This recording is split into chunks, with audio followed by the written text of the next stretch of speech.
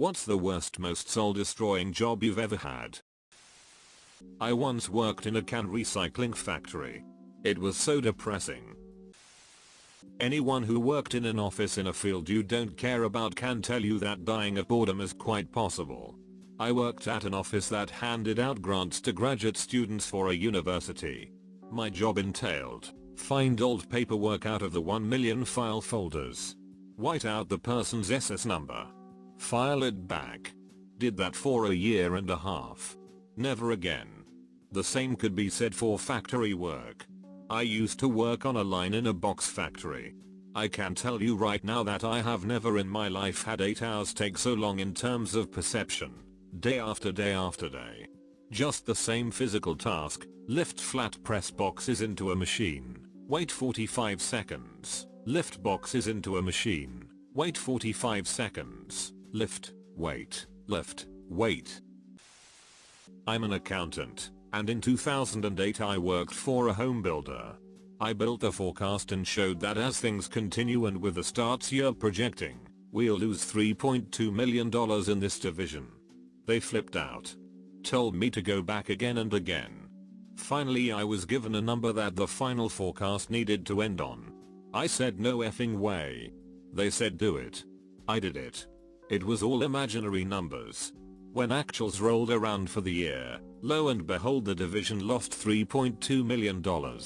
They said, "Duck, why was your forecast so wrong?"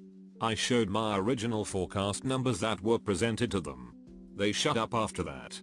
I will always remember those numbers because of how accurate my original, based in reality, forecast was to actuals.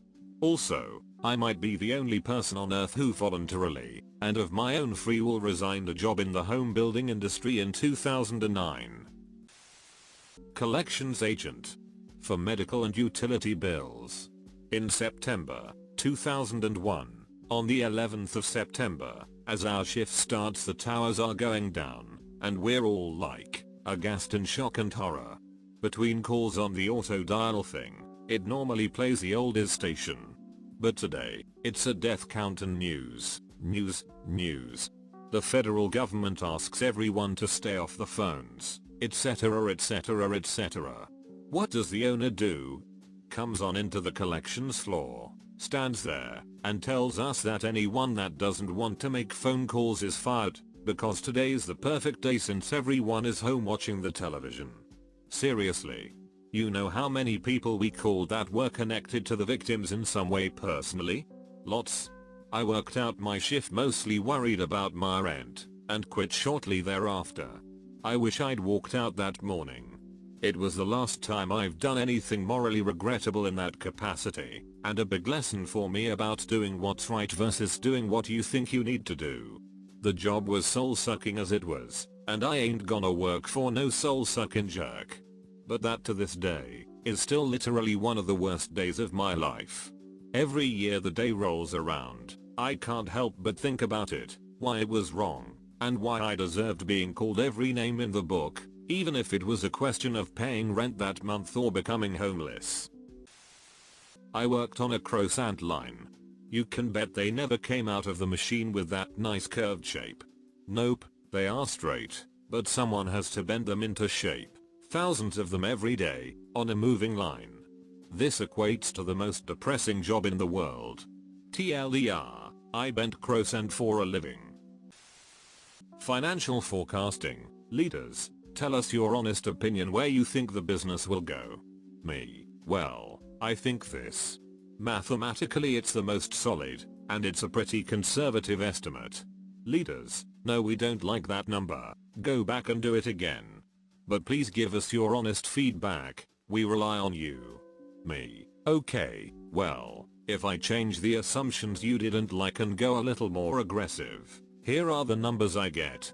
Leaders, no, what are you doing? Make the number say 8.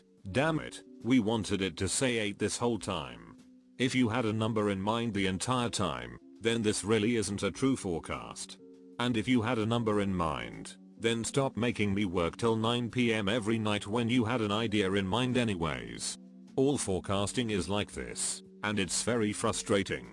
You know how you hear economists predict X or Y to happen in the next 5 years on the news? I don't really listen to those anymore, because I know that the people who had to do the work probably got pressured to make sure the forecast had a certain outcome anyways. Telemarketing.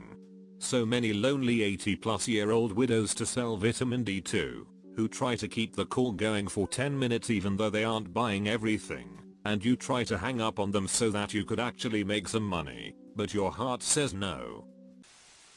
Mother ducking fast food. If I'm the smartest man in the room, I need to be in another ducking room. Yep. The other day I overheard a snippet of conversation in which a co-worker remarked, "Yeah, because 6 is a factor of 18, and the manager scoffed, "Dude, I don't know none of that math shit." Had a holiday job working as a cleaner in a psychiatric institution. So much shit everywhere, and rarely in the toilet. That's some crazy shit right there. Janitor at a university I failed to get into. It was decent money, $16 per hour, and the work was easy peas. I had to clean for a couple hours every shift, and then there was nothing to do unless something went horribly wrong. So I had plenty of time to watch all the people my age attending school. All those people that didn't end up as janitors. Edit, the university I worked for did provide free tuition for employees.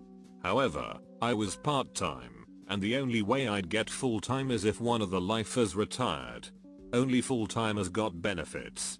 The next slot was allegedly going to open up in approximately 5 years, and I wasn't the only one vying for it.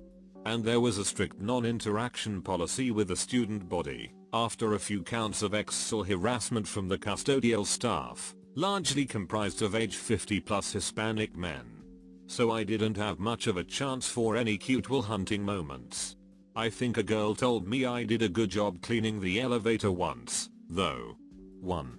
Find complex problem on chalkboard in hall. 2. Solve math problem. 3. Duck mini driver. 4. It's not your fault. I worked at a pawn shop. When a lady came in to pawn her daughter's Wii, I could only give her $30. The daughter would have been 7 or 8, so she didn't really understand why this was happening. The little girl asked why they were getting rid of the console, an innocent question. I looked up to see the mother answer, with tears running down her face, "So we can eat this week's Wheatie." That was pretty brutal. I was a pawnbroker for 2 years. 2 years of telling a customer that what they thought was a 14-karat gold necklace was in fact a gold-plated sterling silver necklace. Their face when you tell them sucks. The worst was when a guy came in and pawned a nice engagement ring. We gave him about $100 to $150 for it. A couple of hours later, a woman walks in bawling her eyes out saying her son just stole her ring and pawned it somewhere. She gave us a description of the ring, and she had to pay to get it out. That job is soul sucking. I'm surprised I lasted as long as I did. I was tutoring a section in a junior orchestra. I was 18 years old, and these kids were about 7 to 8. I'd been playing for longer than these kids were alive, and one just rips through the piece better than I could have if I'd been practicing it for weeks. Left a bit of a sting. That's why you crush their spirit young. Make them hate orchestra in themselves. Worked at Walmart enough to experience Black Friday 3 times. I haven't gone out for Black Friday since, and will never do it again. I work at Walmart now, and Black Friday is my favorite day. You can take out all of your anger and frustration on the customers, and nobody gives a shit. No one's leaving the line to complain to a manager. No manager's going to come listen to complaints. You have as many free passes to tell people to go duck themselves as you can manage. Tech support call center. They say police officers see the worst side of people every day, so they eventually become jaded, cynical, disillusioned, and so on. They say the same thing happens to wait staff.